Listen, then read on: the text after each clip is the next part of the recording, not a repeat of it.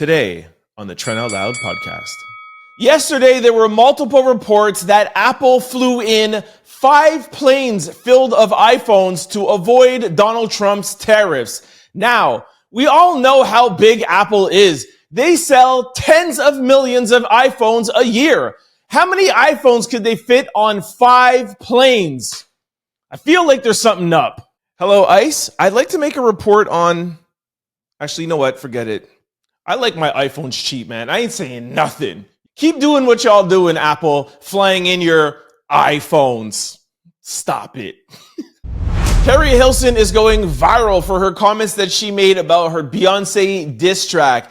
If these two start beefing again, you know who Lil Wayne's got. You know he love him some Keri Hilson. Miss Keri, baby.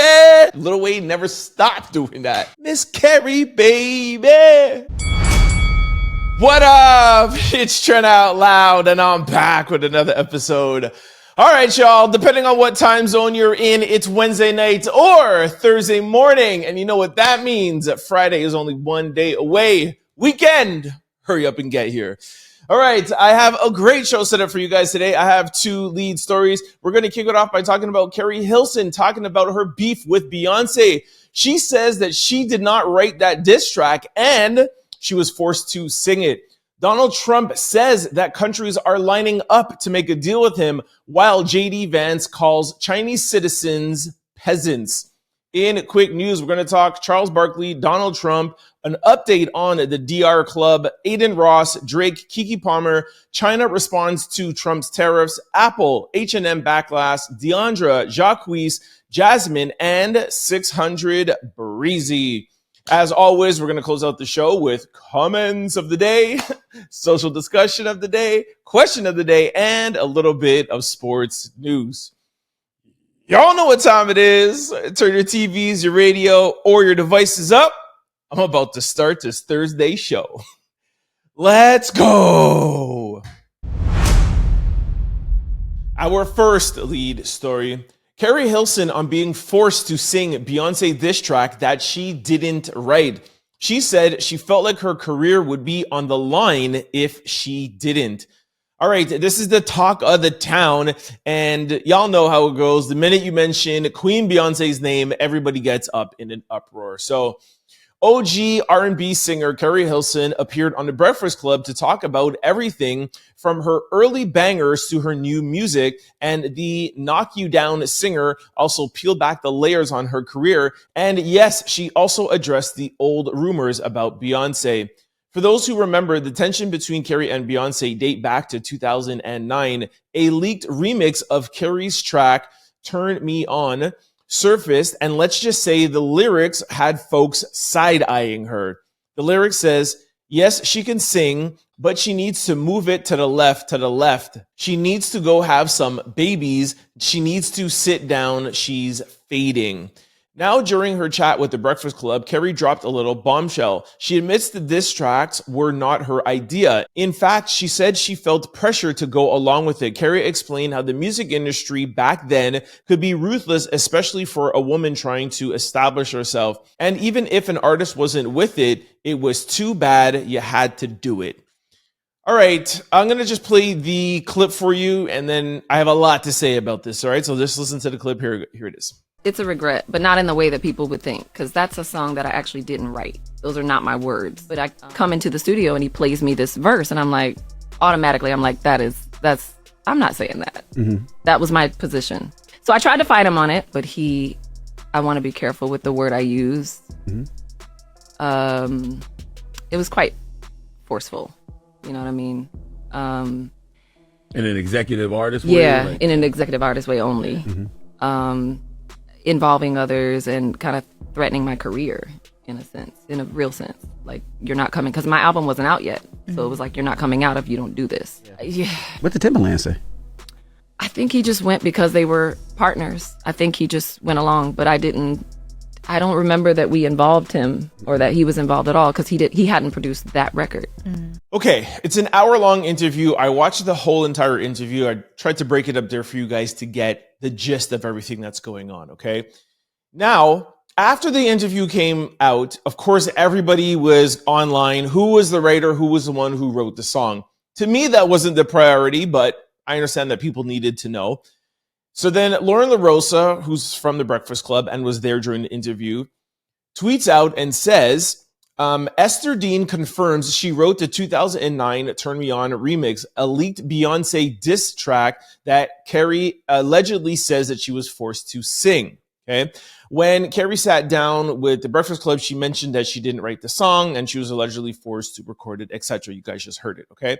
Now, here is the actual comment section where somebody says the writer was definitely Esther Dean. And then you see Esther Dean say, and did it was a hit. So that was now a confirmation that Esther wrote it. Now, it's nice that Esther came out and said that she wrote it, but I don't know if it's from my experience in the music industry or what, but to me, it's kind of irrelevant who wrote it if you sing it.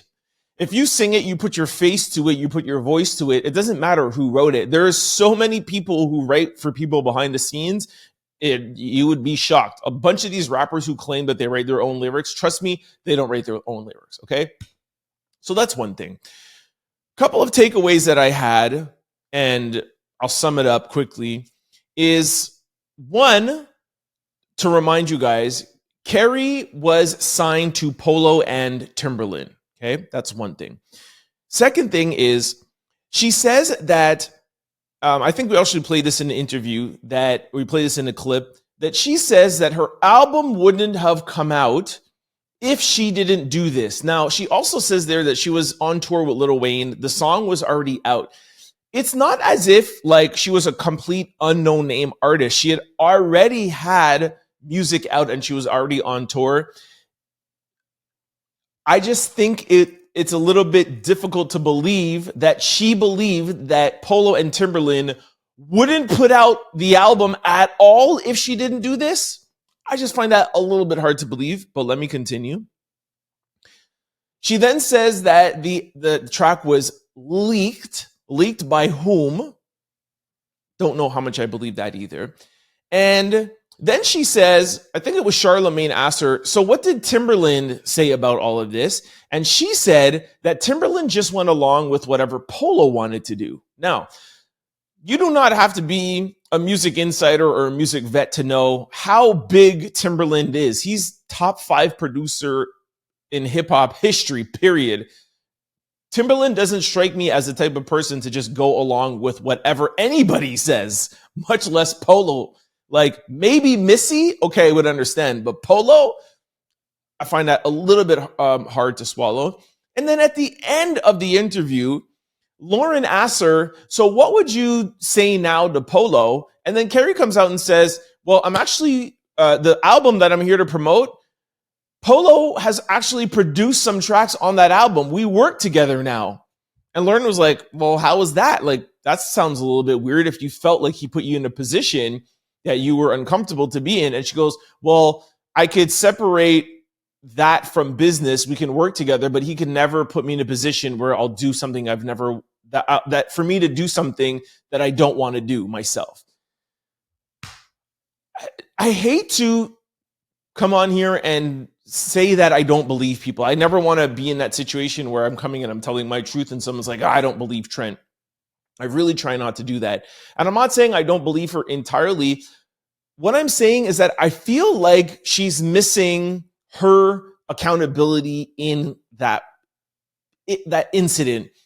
For those of you who don't know, Keri took a lot of backlash from her Beyoncé quote unquote hate. You could arguably say that she almost lost her career over it. She says in the interview, in the Breakfast Club interview, she said, hey, I've been away from the music industry because I had a bad breakup and because of the Beyonce thing.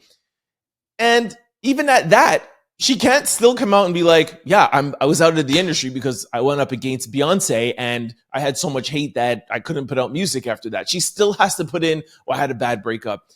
And the interview starts out so well. She's talking about like healing and growth and the things that she's been through. And she seems like a completely different person, somebody who's come out,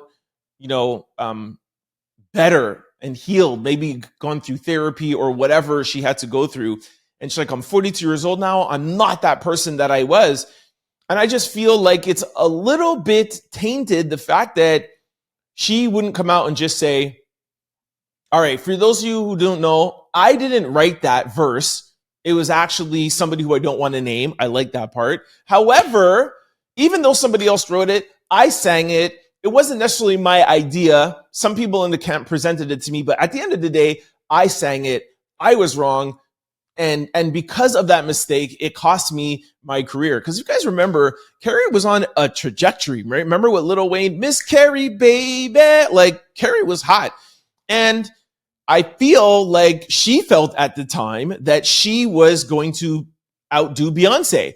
And like what a lot of people were saying in the comment section were like, yeah, you can come out now and say that. But if you guys remember back then in interviews and just her attitude and her tone, it didn't come across as if she didn't want that leak to come out or she didn't want that Beyonce comparison to say, yeah, I'm going to outdo Beyonce. She kind of like stood 10 toes down in interviews. So it was always shade toward Beyonce. So I don't know. Like I said, it was a really good interview. If you guys want to go check it out, check it out. But I would have just liked to hear her come full circle and be like, that was dumb of me, man. I'm 42 years old. I'm grown now. I went at Beyonce. It was the Drake and Kendrick battle without the beef. And she came out on top and now she's Queen Bee. And I'm coming back here to, promote my album and I'm a different person. For me as a fan, and I'm a big fan of Keri, man. Like I love Keri. That's what I have liked her to have said instead of putting it all on Polo and then like throwing Tim like, Tim just followed whatever Polo wanted to do. Like, what? Anyways, they also said that she would love to do Charlamagne kind of hinted at the fact like, hey, a good full circle moment would be for you and Beyonce to do something. You write a song for her. You guys collab on something. She goes, yeah, I would love that. I know. She goes, I would love to even reach out to Beyonce. I would love to know what she thinks about it, et cetera, et cetera. We'll see if something happens. Beyonce ain't going to talk about it. We'll see. I doubt that will happen. But like how Esther came out and said something, I feel like Polo is going to come out and say something and Timberland is going to come out and say something. So I'm waiting to see if either of those two guys come out and say something, and then we'll get the full story and see if they say, yeah, for sure, Esther wrote it and maybe she wasn't super down, but then, she was comfortable going along with it. You know what I mean? We didn't have to push her that much. Like she used the word forced, saying, if you don't do this, your album won't come out. That is the line I want to know. And I'm sure Timberland or Polo will come out and either confirm or deny that. So stay tuned. I'll let y'all know what happened. For those of you who weigh in or saw the interview, let me know what you guys think about this in the comment section below. Sorry to interrupt y'all, but as I'm recording, I told you guys let's wait to hear what Polo and Timberland. As I'm recording, somebody sent me an old Keri interview.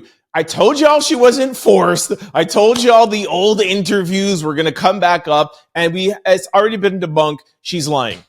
Take a look at this. But there's a rumor going on that Polo to Don talked you into the studio, leaked a rap considered a diss song. Is that true? It's considered that.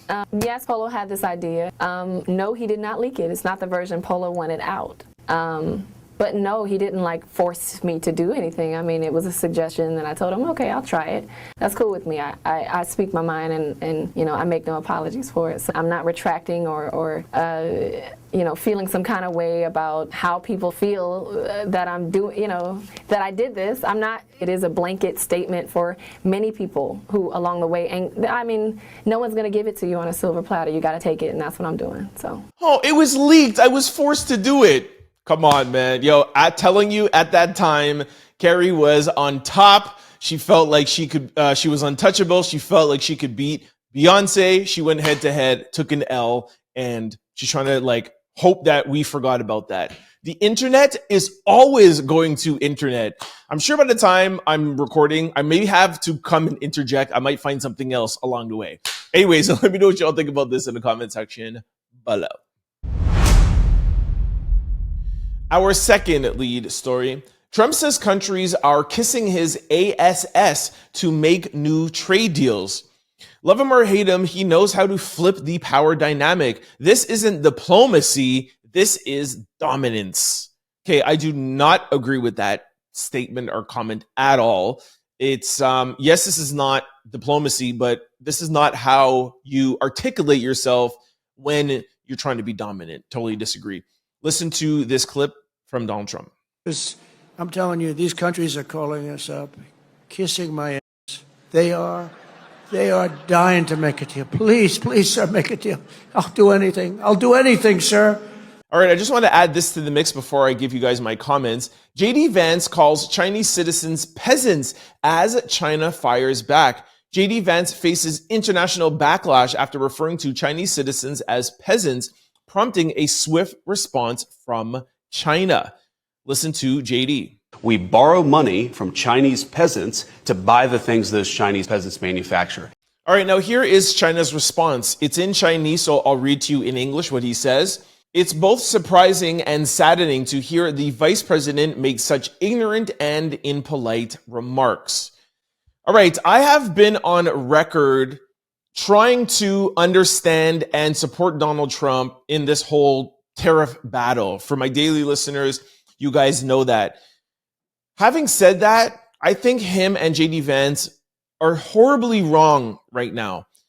The fact that you have put these tariffs on to appear like you guys are stronger, that you don't need the rest of the world, and you're okay with whatever Canada wants to do or China wants to do, and you're willing to make these sacrifices to negotiate a better deal for the US.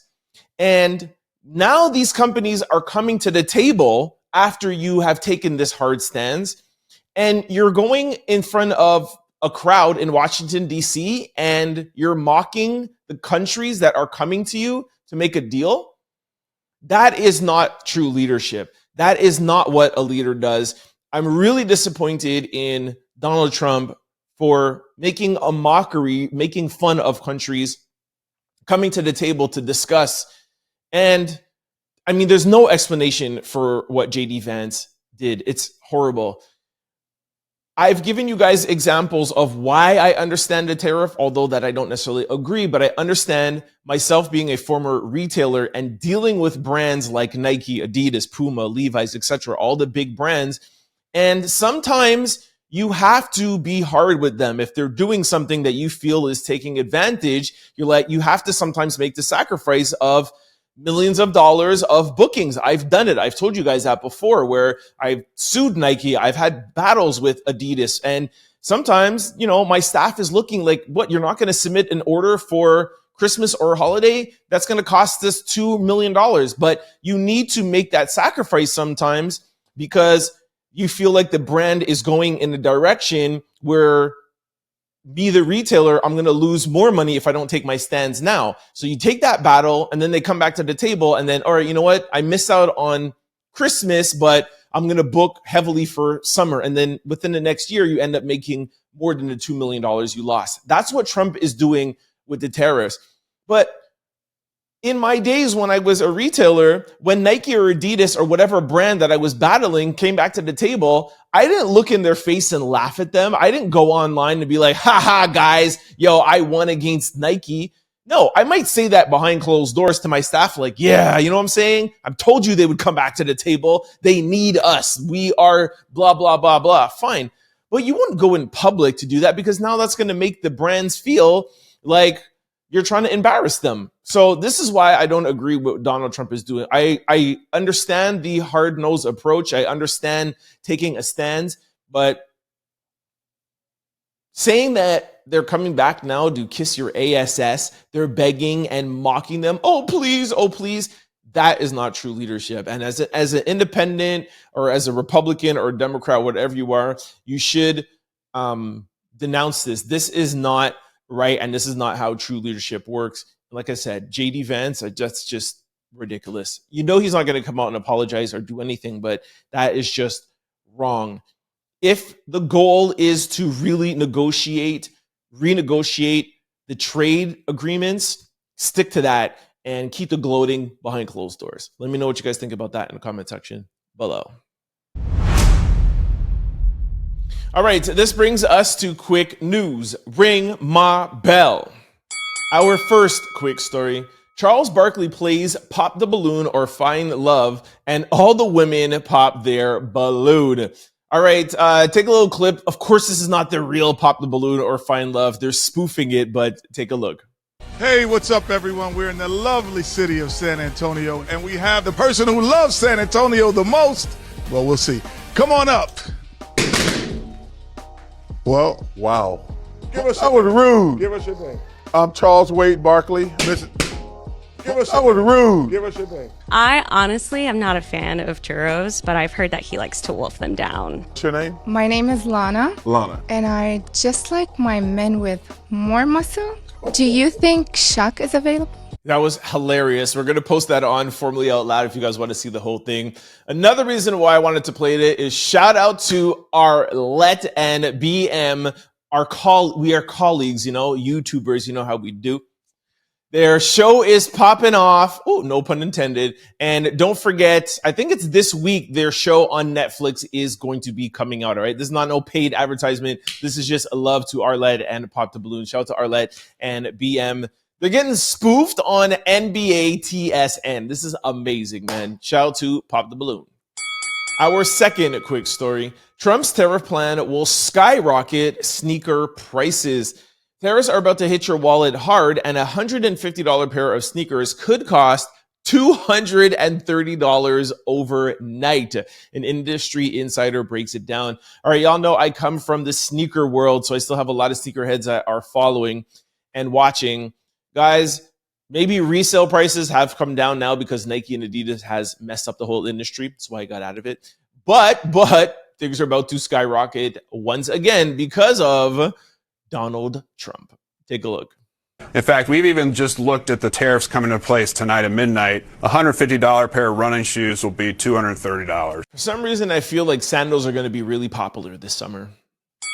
Our third quick story. Prayers up. The unaliving toll rises to at least 66 after roof collapse at Dominican Republic nightclub. All right, we played this for you guys yesterday. I gave you guys some insider scoops from people who I know in DR. This is the latest from ABC News. The unaliving toll has risen over the collapse, authorities say, and two former Major League Baseball players are among the people. Sad.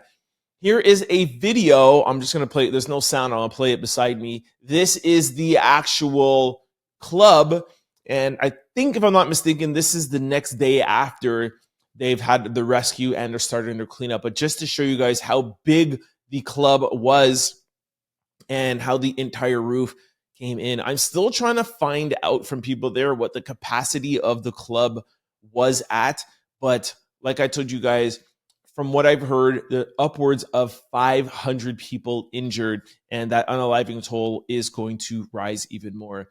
From what I know, there's nobody who I know out there that was affected. I hope you guys don't know anybody either. If you have some information about this, please let us know. Just a sad situation. Our fourth quick story. Trump MAGA supporter Adin Ross claims he lost $10 million. $10 million. Adin Ross, who endorsed and voted for Trump, is now crying about losing money due to Trump's tariffs, which he campaigned on. Take a listen to Adin. Guys, you want to be honest with you? I don't know how many of you guys are invested in crypto or stocks. What the f*** is going on with our country? Guys, why am I poor? Like, what is going on in the world right now? Why are we all losing? Why are we all negative right now? Adin asked what's going on with the economy after losing a quarter of his net worth within the last 2 months. Yesterday, we played Dave from Barstool saying that he lost $20 million. Last week, I told you about the top 10 billionaires in the U.S. and how much money they have lost. To date, so far, the only person who I know that has not lost money is Warren Buffett. We told you that in the list. Warren Buffett, I think, has made $12 billion, but he took all of his money out the market and investments in November. He saw what was coming around the corner. I wanted to play this because now this is another person that it was in Donald Trump's camp that was pretty much, I wouldn't say the reason, but one of the reasons. Joe Rogan, Adin Ross, the Nelk Boys, those were the people, I think those three podcasters, streamers that brought Donald Trump the young vote and took them away from Kamala. You could actually say because of that influence and because of that demographic was one of the reasons why that Trump won, or at least swung the 7 swing states. Those people seem to be not leaving his camp, but publicly questioning him. Is Trump still going to double down? Is he still going to stand strong? When you start losing those kind of supporters, we shall see. I've given him credit for being strong. I just a little earlier, I told you I didn't like how he was, rubbing it in their faces. But how long is he going to keep on doubling down and tripling down and standing firm and now making fun of the countries that are coming to the table? Like, is he going too far? Is he pushing his luck? Is he going to lose the young streamers, YouTubers? Is he going to lose that support system? What's Donald Trump doing? Y'all let me know in the comment section below. Our fifth quick story. Drake's road to 500 million RIAA certified units. All right, Drake's back in the headlines, but to be fair, if you're going to talk bad about somebody, you got to talk about their good. And Drake has just become the first artist in history to receive 500 million RIAA certifications across his catalog. And that is across music, not just rap. That includes the Beatles, Michael Jackson, Elvis Presley, like everybody. One of the most commercially dominant artists in history. Let's take a look back on how he achieved this feat. Okay, Drake has 21 diamond eligible singles in his catalog. Diamond is 10 million sold. That means he has 10 million songs, 10 million spun songs. That's crazy. Most artists have like 1 or 2. If you have like 3, that's crazy. He has 21 songs that have gone diamond. His album Take Care, Views, and Scorpion are also diamond eligible. Crazy. Just to give you an example, Eminem has 1 diamond album. 50 Cent has 1 diamond album. I don't know. Michael Jackson for sure. Thriller is diamond. I don't know if, I'm sure Bad must. I would like to see how many diamond albums Michael Jackson has, but he has 3. He also has 268 songs with over 100 million streams, the most of any artist. Crazy. And also, to add, Drake has surpassed the Beatles for the longest time charting on the Billboard 200. Drake has officially overtaken the Beatles to become the artist with the most cumulative weeks on the Billboard 200 chart. His albums have now collectively spent 3,346 weeks on the charts, breaking the record previously held by the legendary British band, the Beatles. Among his biggest charting success, Take Care has spent 578 weeks on the list, making it his longest running album, followed by Nothing Was the Same with 505 weeks, Views 411 weeks, More Life 350 weeks, Scorpion 300 weeks. In addition to this historic feat, Drake holds numerous other records, including the most Billboard 100 entries with 358, most top 10 hits with 80 top 10 hits. That's crazy. Most top 5 hits with 42, and the longest consecutive 100 streak, Hot 100 streak with 431 weeks. Jeez, he also ties Jay-Z and Taylor Swift with the most Billboard 200 #1 albums by a solo artist with 14 chart toppings to his name. He has 14 #1 albums. That's crazy, man. Say whatever you want. Like, that is crazy. Now y'all know why he wants $1 billion from Universal and he's willing to take them to court because of this. Like I said, I'm not impressed with the movements that he's doing right now, but you cannot take away that Drake is one of the best. If you want to go by numbers, the best and the biggest artist ever in the history of music. Crazy. Shout out to Drizzy. Got to give him his credit. Our sixth quick story. Keke Palmer seemingly pulls Jonathan Majors' episode from podcast after Backlash, drops Cash Doll instead. Okay, I don't like this. Keke, come on, man. Keke Palmer might have felt the heat after fans dragged her for teasing an upcoming podcast episode with Jonathan Majors. It looks like the actress quietly has pulled the plug. The episode was supposed to drop today, but instead fans got a surprise appearance from rapper Cash Doll. Was this damage control or just a scheduling switch up? Okay, we told you guys this last week that she had posted that it was up, that it was going to be coming up, but then the producer said, oh, just an April Fool's joke, which, come on, that's ridiculous. You're not going to post that up as an April Fool's joke. So while I understand she doesn't want the backlash, I get that. Jonathan Majors has been doing interviews. He was on The Breakfast Club a week ago. I don't feel like anything happened with The Breakfast Club at that point. Some people are saying because she is a victim of DV and he was charged with not DV, but a misdemeanor assault, that if she stands for an advocate, if she is positioning herself as an advocate against men that do that, she shouldn't have him on her show. But in the description of her show, it was all about accountability, taking responsibility.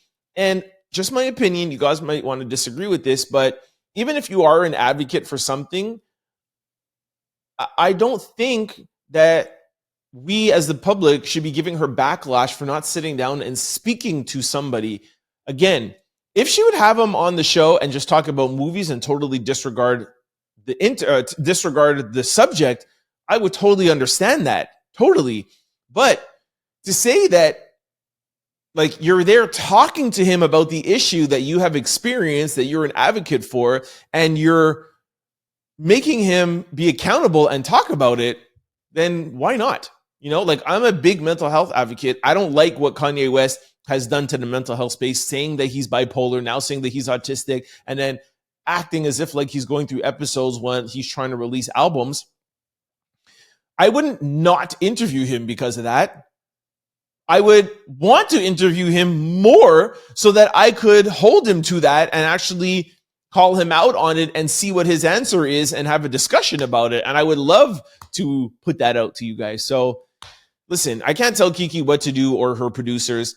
Maybe they felt like she didn't hold them accountable enough to it, and then she felt like it wouldn't be a good idea. Or it seems to me like she was just like, you know what? I just don't want to smoke. Some people don't want to smoke. I want to smoke. Y'all know how I get down every day here. I want to smoke. Whatever I'm going to say here, I will say to your face. So anyways, I still love Keke. I just hope that we do get the interview one day, because I would like to see him be accountable with somebody like that. They did mention it at the Breakfast Club, but I think Keke holds a different space. So let me know what y'all think about this in the comment section below. Our seventh quick story. China responds to Trump's 104 tariff with an 84% tariff on all U.S. import goods. It keeps going.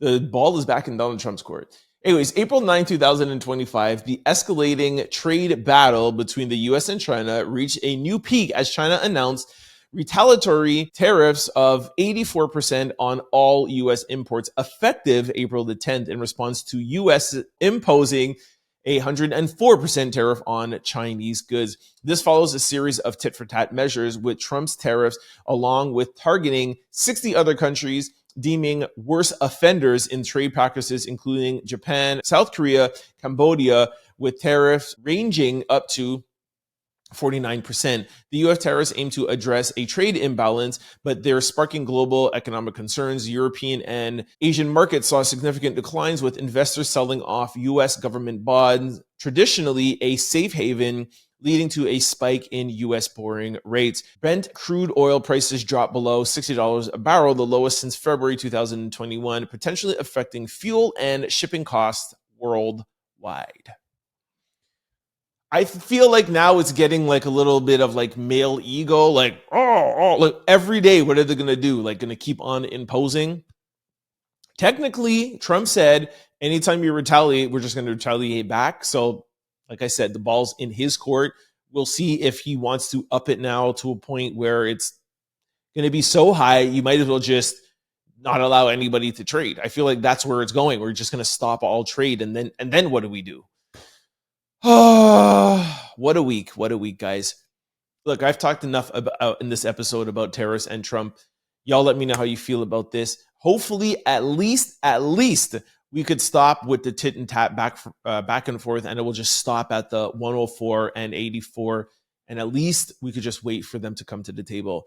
What Trump did yesterday and what JD Vance said yesterday, what both of them said yesterday, I feel like this is going to stall it. But I hope China can get around that and come to the table, and they can come to some sort of conclusion. Let me know what y'all think. Our 8th quick story. Apple reportedly flew in 5 planes full of iPhones into the US to avoid tariffs. Apple sent 5 planes full of iPhones from India to the United States in late March 2025 to avoid upcoming US tariffs imposed by President Donald Trump on April 5th, 2025.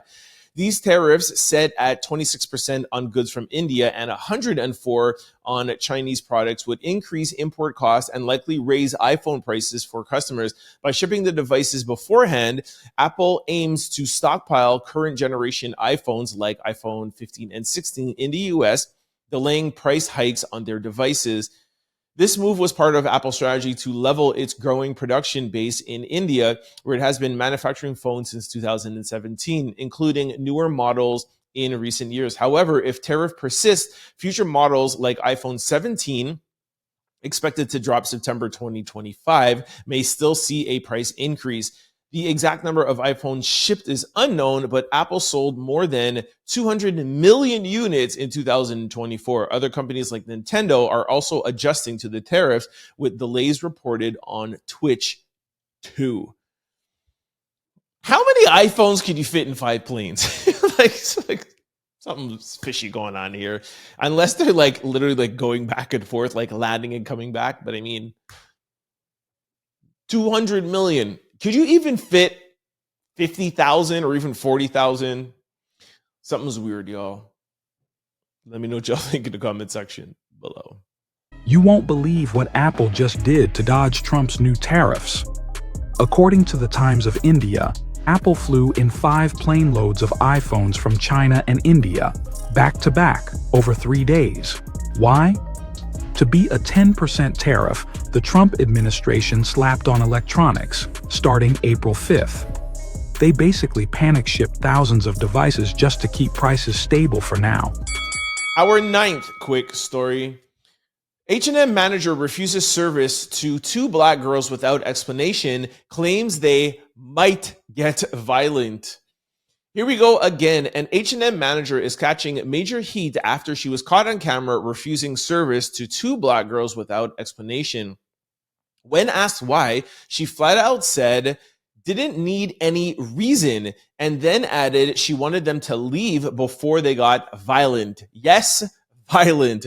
The girls, who calmly questioned her, asked if she thought they were stealing and requested proof of whatever they accused them of. The manager refused to explain herself and eventually had security escort them out.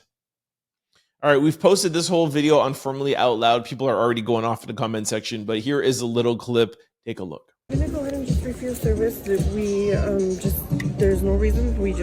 That's what we're gonna go ahead and do today. I will go ahead and I'll take that. If you guys could go ahead and please leave the store, we'd really appreciate it. Wait, so why do you have to leave the store? Because we're just refusing service. We don't have to have a reason. I think you should have a reason for kicking us out of the store. We're just shopping here. What is your reason? To be completely honest with you, I don't have to have a reason. I'm just letting you guys know. So, are you going to kick everyone else out of the store? I'm refusing service to you guys today.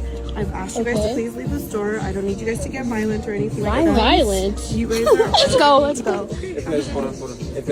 All right, like I said, we posted the full video on our blog page if you want to check that out, Formally Out Loud, Formally. Here are some comments. Somebody said, let's put them out of business. Cancel H&M, no questions asked. H&M is on the list of stores we do not shop at, along with Target. This is not the store. This is the store manager. And another person said, stop shopping here. Plenty of reasons, including this, and their clothes are literally garbage. That always begs the question, like, is it the store? Is it the whole banner? Or is it that manager that's the problem? It's tough. I come from retail. You hire, you train your managers. Some of them do things that don't necessarily reflect the whole brand. But when these things keep on happening, then you have to question the brand, right? So anyways, my thing with this story more than anything is the girls were so calm and so chill. They weren't acting ignorant. They were literally just asking her questions. And the manager was like, I don't have to tell you nothing. I can refuse service to anybody who I want, which is not true. And yeah, you guys just leave, you know? And the fact that she was like, well, if you get violent or don't try to get violent, like they were just asking questions. So this story is going viral. I'm sure H&M is going to make a statement at some point. I hope at least that she gets let go. That's not the type of manager you want in your stores, and there's some sort of disciplinary action and some sort of training.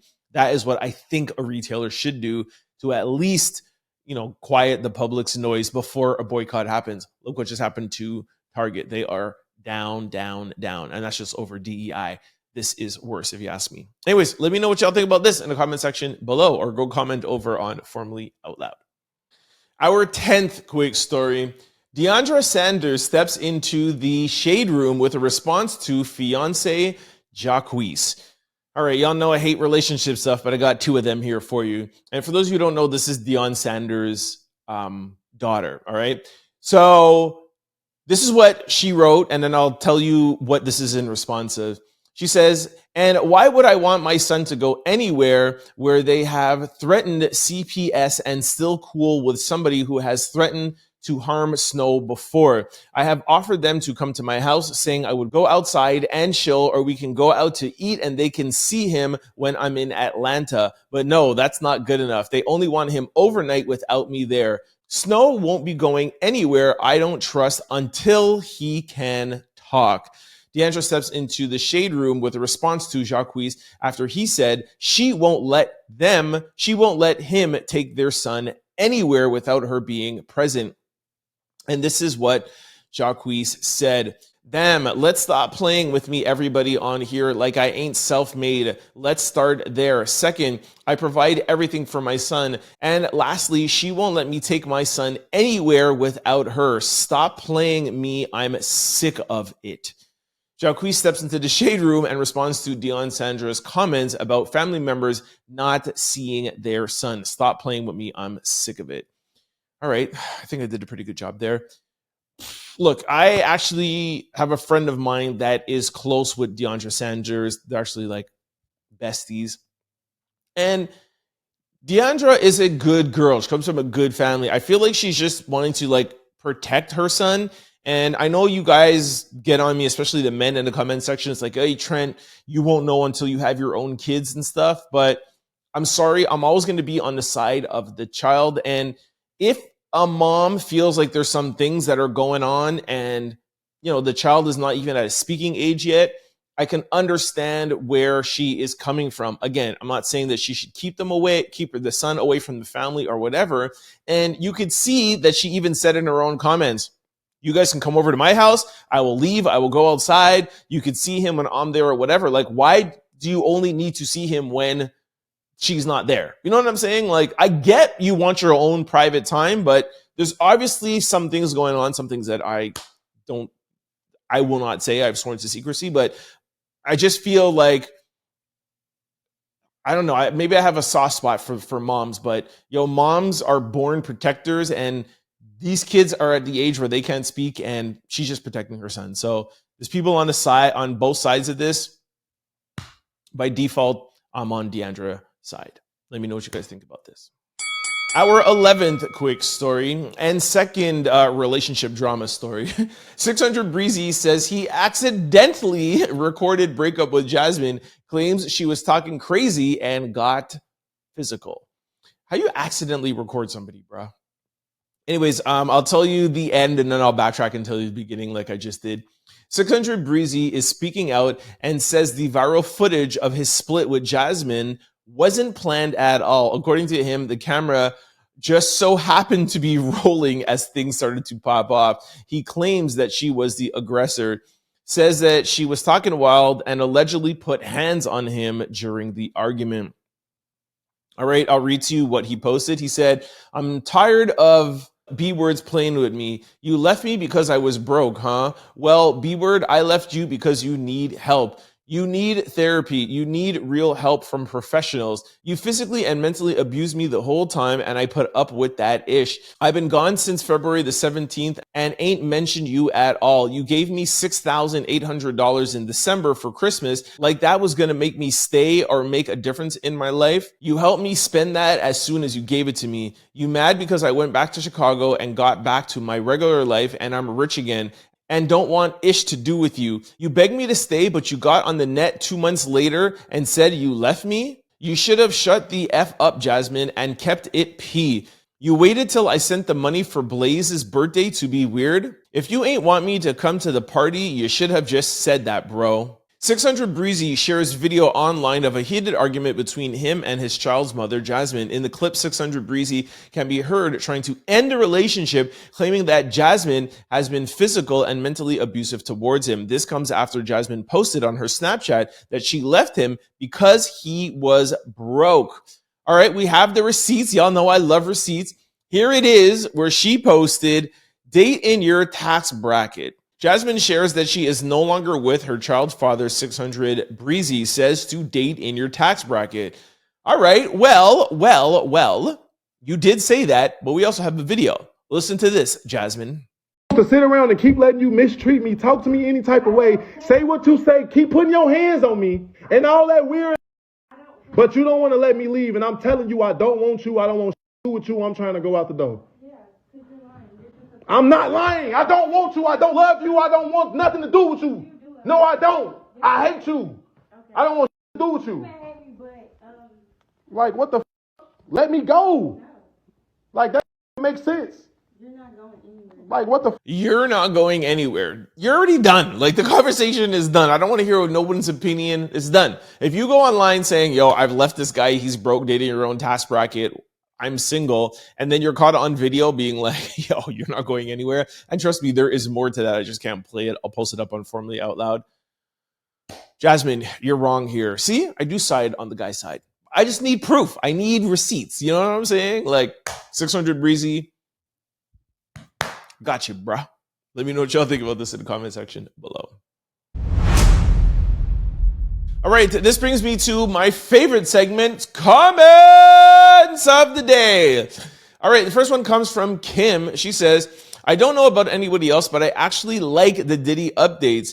It's what attracted me to your page in the first place. I've been a big hip hop fan and hip hop dancer for over 2 decades, so I'm anxious about what this case will do for the industry as a whole. Nevertheless, I absolutely love your show and the various topics and stories you discuss. Thank you, Trent. Always love, Kim from Johannesburg, South Africa. Y'all know I love my Africans and South Africans. Watch out to Joburg, Ghana, Nigeria. Woo! Used to live in South Africa. Never been to Joburg, but I really want to go there. I've said this a million times. I'm just putting feelers out there for anybody who wants to bring the Trent Loud podcast to South Africa. Anyways, Kim, thank you for making me feel comfortable talking about Diddy. I just feel like sometimes people have like Diddy fatigue because it's almost like every day there's something, you know? So thank you for making me feel confident to talk about him when needed. All right, next one comes from Chris Tucker. What? Chris? Same time. I don't know you, man. What up, Trent? My name is Chris Tucker. No, not the comedian. Damn, man. I really thought it was you, Chris. I'm joking. I knew it wasn't Chris Tucker. I'm from Detroit, Michigan. I love your podcast. I've been watching your show every morning while I'm at work. I go into work at 6 a.m. and cut you on. My top 3 podcasts I watch is Trent Out Loud, Stephen A. Smith, and Stevie Knight. As you see, you're number 1. Let's go. But in my Trent Out Loud voice, I might have to debate you on your comments about Stephen A. Smith because I watch him every day right after you. But first, I just need to know, do you watch his podcast? That's my question of the day for you. Laugh out loud. Until then, love your podcast. Keep up the great work. Hope we can debate. Let's go. All right, Chris. Love that. Thank you so much. I'm honored to be your number 1 podcast among those 2 other podcasts. Thank you so much. That alone is enough. However, For sure, we could debate. No problem. You know I love a good debate, and it's always from love. So, no, I have never sat down and watched a full Stephen A. Smith episode. I'll give you that. I will listen to one this weekend. I tried to listen today, but I had to listen to the whole Keri and extra, etc. I had to do some research for today's show, so I didn't get a chance. However, let me just go back and see your question. So your question was, but first I need to know, have you ever watched a podcast? So I'm thinking you're saying, like, I shouldn't just go by the clips. And I get what you're saying, but it's not like I'm only reading headlines. And if I see a clip, it's the long clip, right? The 4 or 5 minute. And even without watching the whole thing, my bigger issue with Steven is the fact that he is so legendary. Like, yo, you have to understand, and I always say this, you have to give me credit for saying this. Every time I talk about Stephen A. Smith, I say how much of a legend he is and how much I respect him. Like, he is a legend at what he does. I just don't feel like what he's doing now is legendary-ish. You know what I'm saying? I just don't feel like that's how a GOAT should be going on. Like Michael Jordan, like Jay-Z or Tom Brady. Like, I just put Stephen A. Smith in that class. And I understand him trying to pivot and go into the YouTube space and the content creator space. And I'm not like some of those people in the comment section that are like, yo, Stephen A. Smith should just stick to sports. I would never say that. That's like when somebody said to LeBron, just be quiet and dribble. I would never say that. Like, I don't care that he's going and talking about entertainment news or political news or whatever. I just feel he's coming at it like a beginner and a novice and only focusing on viral things. That is my issue because I have so much respect for him. I feel like he's making beginner mistakes that I made 2.5 years ago, where when I first started my podcast, I would pick purposely viral comments and make viral comments to try to go viral. And I feel like that's why my podcast didn't work in the beginning. And I feel like most people don't work in the beginning because you're trying not to be authentic and to be real, and you're just trying to go viral. And I've admitted that a bunch of times. If you go back to my beginning days, I would just take a topic a day and I would literally just call that person out and try to say things and I feel like that's what he's doing. Like when he talks about Will Smith and Jada, or when he talks about certain things, like even me, I'm in the entertainment industry and I have some, relationships in the entertainment industry. And I'll say, you know what? Like, I'll admittedly say, well, I might be a little bit biased because this and this and this, or, like I'm too close to this situation. So, I won't, like, I just don't feel like he does that. And I don't feel like he is genuine in the way he covers some topics. That's what I'll say. And on top of it, he's a GOAT. He is Stephen A. Smith. I just don't feel like he is relaxed and comfortable in his responses to certain topics. That's what I'm trying to say. Having said all that, I will watch a full podcast and see if it changes my mind. But like I said, it's not the podcast that's going to change. It's the way how he's talking about issues that I feel are not genuine. And I would love for him to just sit down and just talk and just be honest. You know what I mean? Like when he came out about and defended Jay-Z, the way that he did it, it was clear. Like, just come out and be like, yo, Jay-Z is my boy, man. Like, yeah, I might be biased, but yo, this is what I feel. Like, he just came out another way. Anyways, I won't talk too much about it, but I only say things about him because I have so much respect for him and because I expect so much more for him, and because he's a GOAT. I feel like he should address topics differently, and or if he's too close to a topic, say, hey, this is what's going on, and I'm too close to it to talk about it. I do that sometimes too. Anyways, let me know what you think about that. Maybe it changes your opinion. Thanks a lot for me being your number one show. Next one is Missy. I don't know how you do it, but you're mostly always, the first to report some good tea about others. Every time I try to watch someone else trying to tell me what's going on in y'all's world, I have to switch it because it feels like a rerun. Whoop, whoop. I love that, Missy. Thank you. Yo, I try my best to stay latest, up to date, even while I'm recording. Like, I check things and be like, hey, this is what's going on. So thank you for that. Love that. All right, next one is Nicole. Trent, oh my gosh, you are a whole fool. Respectfully, your intro doing Little Kim hand movements had me laughing so hard I almost fell off the bed. Thank you, I needed that. Love you, man. Always, Nikki, BKNYC, New York, what up? Grown and Sexy said, the phone call with Tasha K got me laughing my butt off. And then Linda, what up, Linda? Linda had laughing emojis. Yo, you know what's so funny? Nicole, you know what's so funny about that is that I was like, are people gonna get that? Are people gonna get the Little Kim dance? And I was like, you know what? At least people in New York will get that. So thank you. And it's ironic that you are from BK. Yeah. Anyways, those intros, like I explained before, I do it first. It literally gets me going and gets me hyped for the show. So when you see me come on and be like, what up? It's straight out loud. It's like I have done my intros. I have made myself laugh. I have act a fool, which I do by myself. And I just love it. So anyways, all right. That's it. That's the last one. Thank you guys so much for the comment. Like I said, like I say every day, I wish I could read y'all all the comments because I love them, but we don't have enough time. But I watch all of them. I read all of them before I go to bed. So keep commenting. Thank y'all. All right, this brings us to social discussion of the day. Breakfast Club co-host Lauren LaRosa admits her ex-boyfriend cheating and fathering another woman's child was not the reason why they split. Lauren, yo, what up, man?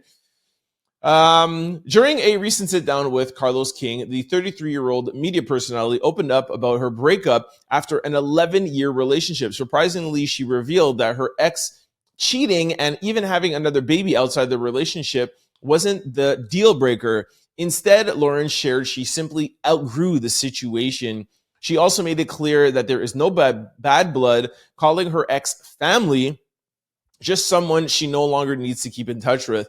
Lauren even said that she once believed they might find their way back together, but in the end, things got messy, and that sealed the deal for her. Lauren noted that there is no chance of her spinning the block. Take a listen to Lauren LaRosa. Just got out of an 18-year relationship. 18. 15? 11. 11-year relationship. I'm like a year, 2 years removed now, though, but. Yeah. Mm-hmm. Do y'all still keep in contact? About what? Did he cheat on you? He did, but that's not why we broke up. Did he have a baby on you? He did, but that's not why we broke up. All right, so ladies, primarily, could you be in a relationship and so in love and so committed that not only does your boyfriend cheat on you, but while he's out there doing his thing, he's actually getting another girl pregnant? Now, it doesn't say if she had the baby. I'm just assuming. Does it say that she had a baby or got pregnant? Let me check that. Hold on. Fathering another woman's child. So yeah, that means that, yikes. Yeah, fathering. That means that they had the baby. Yeah, having a baby. It's hard for a guy to answer this. Like, could I be with a girl? Could you imagine that? Can you imagine if my girlfriend cheated on me and then she got pregnant with another guy and I stayed with her while she's pregnant? Like, okay, baby, going to like Lamaze classes in the delivery room, like push, baby, push. Woo! That'd be crazy. So like I said, it's hard for me to get into this discussion, but I wanted to put it out to you, ladies.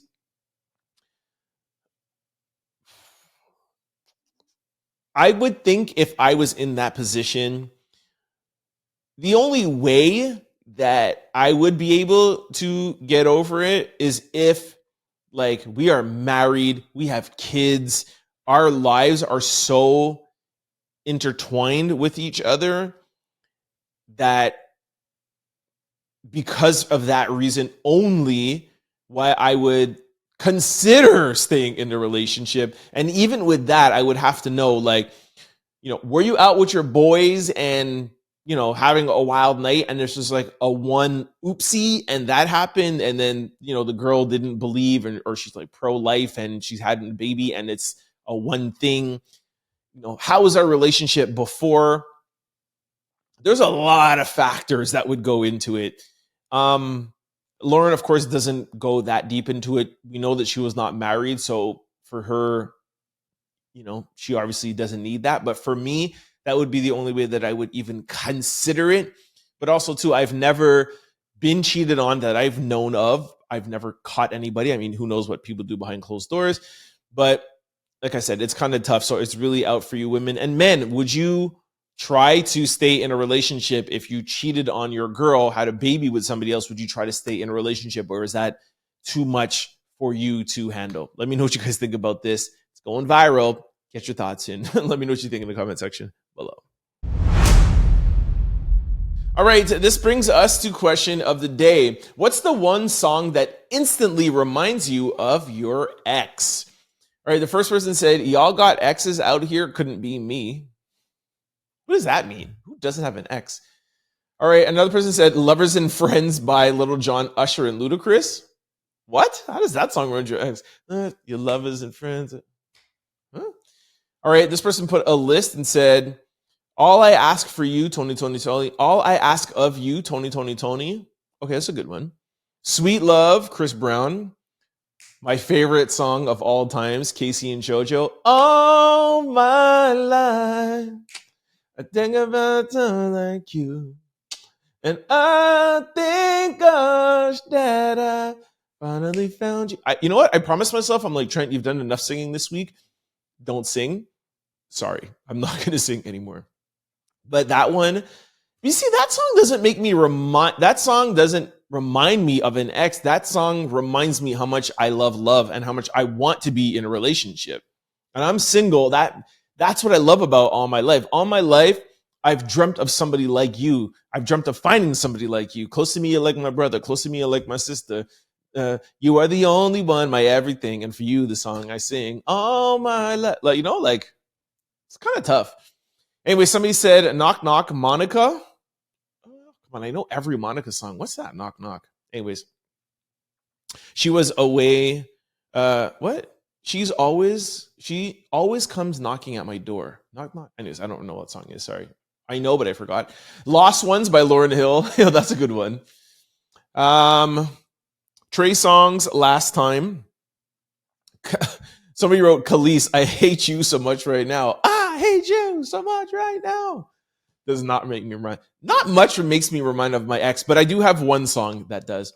Superwomen by Karen White. Somebody said this is toxic. I'm not answering this. Let me find some good ones here. Drew Hill. No. Two Occasions. Somebody said the whole Jamie Foxx Unpredictable album and Booed Up. Somebody said Erykah Badu, Call Tyrone. You better call Tyrone. That's funny. Justin Bieber, Sorry.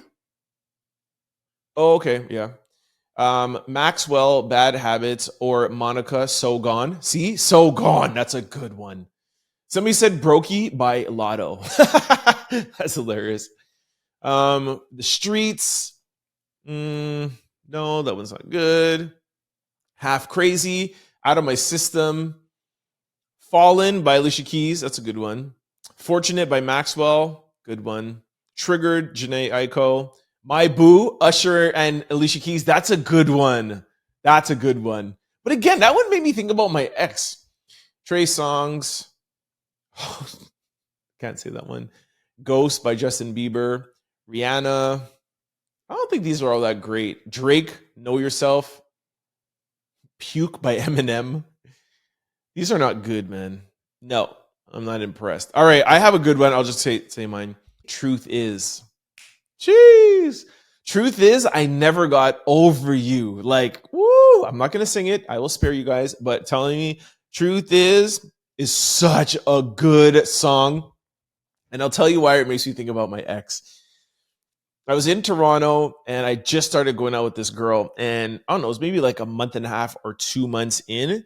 And I was singing this song and we were at a restaurant or something. And I said, yo, this is my favorite song out right now. And y'all know how I do. Like, I was singing the whole thing. And she's like, why are you singing that song about a breakup and you're singing that song about your ex? Is that making you think about your ex? And she had known about my ex because I had loaned my ex some money and she had to pay me back and we broke up and it made her still give me the money. I don't care even if we broke up. And it was a lot of money. So she was making payments. So she didn't like my ex and she didn't like that was still like not keeping us together, but that was keeping us talking every month. And of course, my ex would not make the payments to get me to call her to be like, yo, where's my money? So she knew my ex was going through some trickery. Anyways, she thought every time I was singing that song, and the reason why I liked that song was making me think about my ex. And I was like, I just like the song. So now when I think about that song, I think about one of my crazy exes, not just any ex, but I think about her. And I was like, yo, are you crazy? Like, I just like the song. Anyways, I ended up staying with her for like a couple of months. And then I was like, yo, she's a little too much. She was jealous. She would like call my sister down. If I would leave Toronto and go somewhere, one time I left Toronto, I came back to Montreal. She called my sister 52 times. And my sister's like the nicest person in the world. She's like, yo, it's done. Anyways, that's my story about my ex.